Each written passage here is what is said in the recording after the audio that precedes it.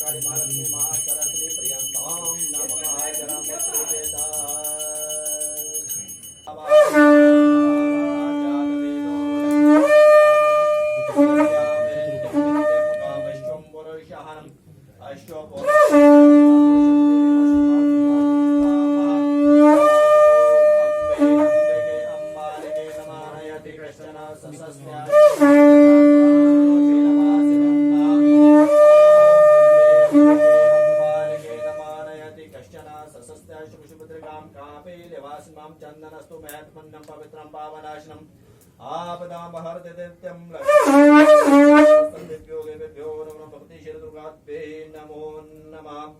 ओम आदित्य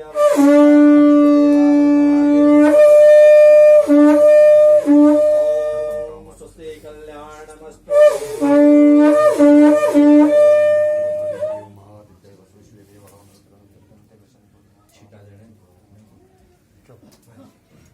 ओम द्यो शांति अंतरिक्षं शांति पृथ्वी शांतिरापा शांतिरोगदया शांतिर्विश्वदया शांतिर्विश्वे देवा शांति ब्रह्मा शांति सर्वगुण शांति शांतिरेव शांति सामा शांति।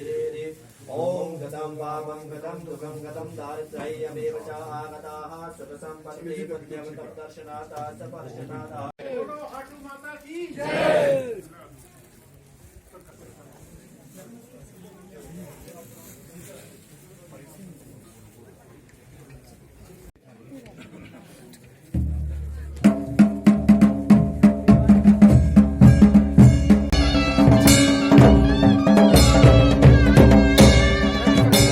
पहले सभी क्षेत्रवासी को ऐतिहासिक हाटू मेले की शुभकामनाएं।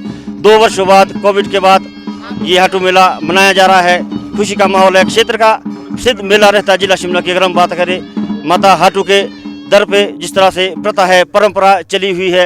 अगर हम बात करें स्वर्गीय राजा वीरभद्र सिंह जी लगातार यहाँ पर हाटू माता के दर्शन कराते थे। पूजा पहली पूजा उनसे शुरू होती थी। उसी परंपरा को निभाते हुए राजा रामपुर बुशहर रियासत के विक्रमादित्य सिंह जी यहाँ पहुँचे हैं।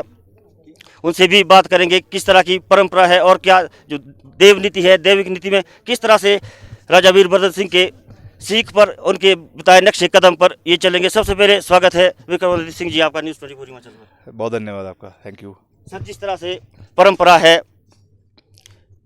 हाटू माता के दर पर राजा वीरभद्र सिंह जी आते थे और लगातार पूजा में वो भाग लेते थे। यहाँ की बात नहीं, पूरा हिमाचल प्रदेश की अगर हम बात करें, मंदिरों की बात करें, लगातार वो जुड़े रहते थे और आप भी लगातार हाटू माता मंदिर पहुँचते हैं। लेकिन पहली बार अगर हम बात करें राजा रामपुर बुशहर के तौर पर आप पहुँचे हैं, किस तरह से आप इस बात को देखते हैं? नहीं, निश्चित तौर से मेरे पिताजी का अटूट विश्वास जो है वो देवी देवताओं के प्रति प्रदेश के अंदर रहा है और उसी परंपरा का और उसी दायित्व का हम निर्वहन करने का पूरा प्रयास कर रहे हैं और हमारा भी उसी तरीके से पूरा विश्वास है देव समाज में, देव कार्य में। और इसे राजनीतिक दृष्टिकोण से देखने की आवश्यकता नहीं है। कुछ चीज़ें जो है वो राजनीति से हटकर होती हैं और इस मंदिर से खास करके हाटू माता से उनका बहुत लगाव था, प्यार था। और बचपन से हमें याद है जब जय बिहारी खाची जी भी उस समय जीवित थे, उस समय से हम यहाँ पर उनके साथ आ रहे हैं और माता का आशीर्वाद ले रहे हैं। यहाँ के इस पूरे परिसर के निर्माण में उनका बहुत बड़ा योगदान है। मंदिर का जो पुनर्निर्माण हुआ, साथ ही साथ जो परिसर यहाँ पे बना है, सराय भवन बना है, सड़क का निर्माण हुआ है, हर चीज़ में उनका जो है बहुत बड़ा योगदान है।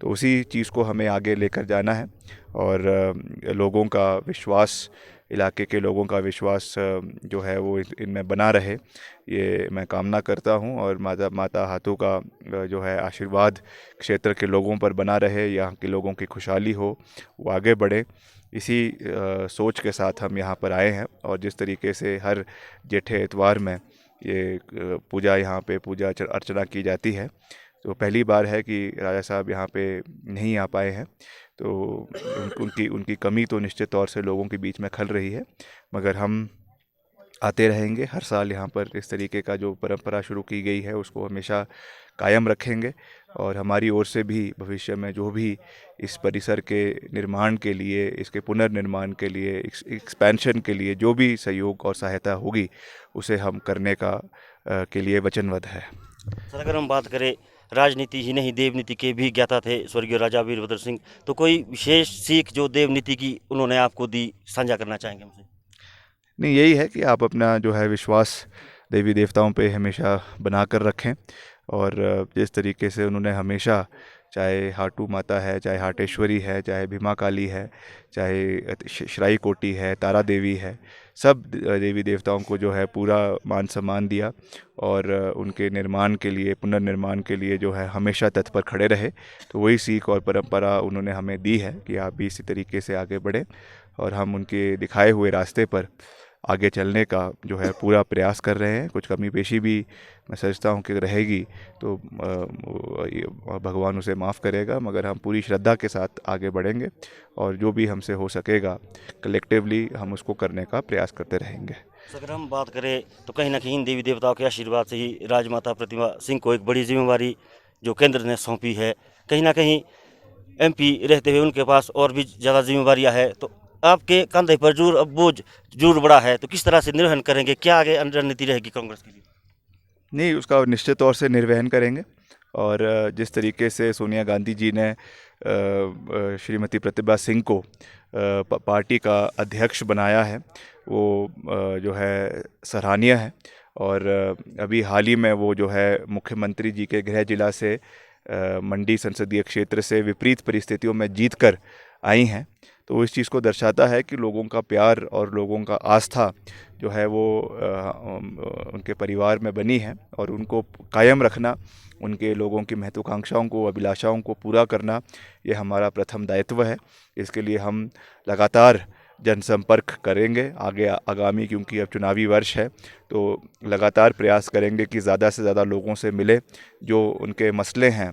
हमने वैसे भी विधानसभा में हर वर्ग का मसला उठाने का संभव प्रयास किया, चाहे हमारे कर्मचारी है, बागवान है, किसान है, बेरोज़गार युवा है, हर आवाज़ को हमने उठाने का प्रयास किया है। अब समय है कि लोगों के बीच में, इलाके में जाना है, उसके लिए भी हम एक पूरी रूपरेखा तैयार कर रहे हैं, जिसमें एक मास जनसंपर्क कॉन्टैक्ट जो है एक यात्रा के रूप में पूरे प्रदेश में शुरू किया जाएगा, जिसमें प्रतिभा सिंह जी और सभी विशेष नेता उसमें जाएंगे, और हम लोगों से मिलकर उनकी आवाज़ को सुनेंगे, उसे अपनी मैनिफेस्टो में डालेंगे, और कांग्रेस पार्टी की जो है सरकार बनते ही उसे लागू करेंगे, जिसमें सबसे बड़ा वादा हमने ओल्ड पेंशन स्कीम का किया है।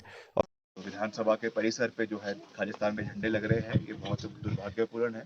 ये इंटेलिजेंस स्टाफ कितने समय से, पिछले 2 साल से जो है ये पन्नू जो है लगातार धमकियां दे रहा है मुख्यमंत्री जी को और अधिकारियों को, सरकार को। तो सरकार को इसके ऊपर कड़ी कार्रवाई करनी चाहिए, और इस तरीके की जो ताकतें जो हिमाचल प्रदेश के अंदर आकर यहाँ पर जो है एक उग्रवादी और जो है अलगावादी सोच को बढ़ावा दे रही है, इसके हम पूरे तरीके से खिलाफ है। हिमाचल में हमने कह दिया है कि केवल एक ही झंडा हिमाचल के अंदर लहराएगा, और वो केवल और केवल तिरंगा झंडा है।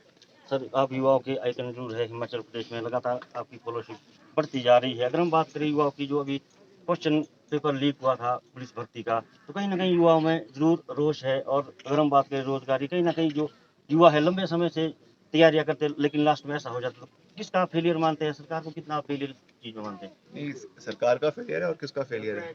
आपने 72,000 युवाओं ने उसमें नौकरियां के लिए आवेदन दिया, और आपकी जो है लापरवाही की वजह से, प्रशासन की लापरवाही की वजह से पेपर लीक हो जाता है। जो है 10-10 लाख में, 15-15 लाख में जो है क्वेश्चन पेपर बिक रहा है, और उससे जो है बाहर के, प्रदेश के बाहर के युवाओं को यहाँ पे नौकरियां देने का जो है सांठ-गांठ बन रही है। ये प्रदेश के लोगों के साथ, युवाओं के साथ खास करके धोखा है। और प्रदेश में वैसे अभी भी 14 लाख बेरोजगार युवा है, उसके ऊपर इस तरीके की हरकत करना, मैं समझता हूँ कि जले पर जो है नमक लगाने वाला एक प्रक्रिया सरकार ने करी है।